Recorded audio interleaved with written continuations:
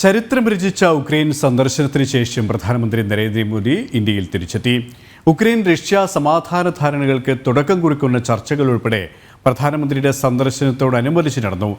സമാധാനം പ്രതീക്ഷിക്കുന്ന ലോകത്തിലെ ഏറ്റവും വലിയ ജനാധിപത്യമെന്ന നിലയിലാണ് ഭാരതത്തിന്റെ ഇടപെടലെന്നും നരേന്ദ്രമോദി വ്യക്തമാക്കി.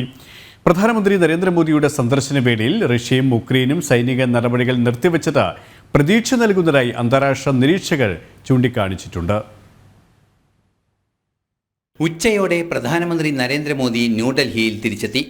ജൂലൈ മാസത്തിൽ റഷ്യ സന്ദർശിച്ചതിനു പിന്നാലെയാണ് പ്രധാനമന്ത്രി നരേന്ദ്രമോദി യുക്രൈനിലെത്തിയത്. പ്രസിഡന്റ് സെലൻസ്കിയുമായും പ്രധാനമന്ത്രി കൂടിക്കാഴ്ച നടത്തി. സമാധാനത്തിന്റെ പക്ഷത്താണ് ഭാരതമെന്നും സഹവർത്തിത്വ ജനാധിപത്യത്തിൽ ഭാരതം വിശ്വസിക്കുന്നുവെന്നും അദ്ദേഹം കൂടിക്കാഴ്ചയിൽ പറഞ്ഞു.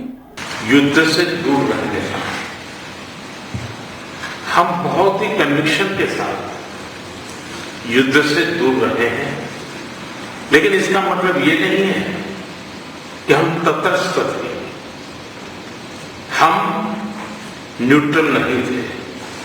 हम पहले दिन से ही पक्षकार रहे हैं और हमारा पक्ष है शांति का.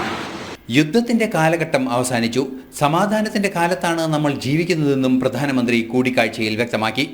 പ്രധാനമന്ത്രിയുടെ സന്ദർശന വേളയിൽ റഷ്യയും യുക്രൈനും അനൗദ്യോഗികമായി പരസ്പരം ആക്രമണം നിർത്തിവെച്ചത് പ്രതീക്ഷ നൽകുന്നുവെന്ന് രാഷ്ട്രീയ നിരീക്ഷകർ ചൂണ്ടിക്കാണിക്കുന്നുണ്ട്.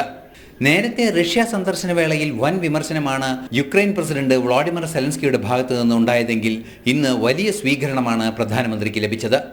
ഭാരതത്തിന്റെ ഭീഷ്മെന്ന താൽക്കാലിക മിലിറ്ററി ആശുപത്രി സംവിധാനം യുക്രൈന് സമ്മാനമായി നരേന്ദ്രമോദി നൽകി. ഇന്റർനാഷണൽ ഡെസ്ക്, ജനം.